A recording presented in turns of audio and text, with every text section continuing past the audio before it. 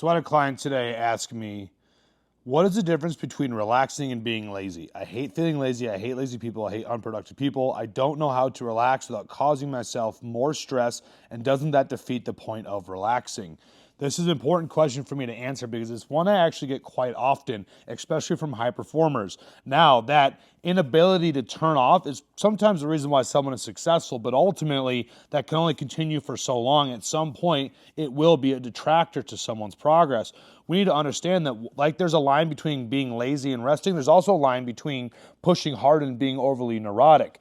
And I see people teeter both ends of those lines too hard. We need to, as high performers, develop the skill to be emotionally flexible enough to take the days off and pull back when is necessary.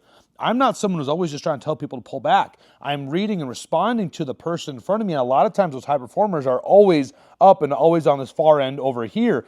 And they don't have the ability to pull back when it's necessary. So they need that objective feedback on the opposite direction versus someone over here who is lazy. The difference between that lazy person and this high performer is the fact that the high performer, if you pull back, it's with intentionality. It's the level of intentionality behind the pullback and what you're going to do when you come out of it. If 2 or 3 days off from the gym or whatever it is due to sickness, business, life throws you off, you weren't that dedicated in the first place. And so what you need to do is you must get better at reframing the why. You must develop the skill to be able to pull back. You are not more hardcore or more dedicated because you can't pull back. If anything, you're not as elite as the person you want to become because that elite person understands that line and understands how to pull back when necessary. So if you are someone who is afraid of being thought of as lazy because you take off a day off from the gym and instead you end up running yourself into the ground, and ask yourself, is that really an elite level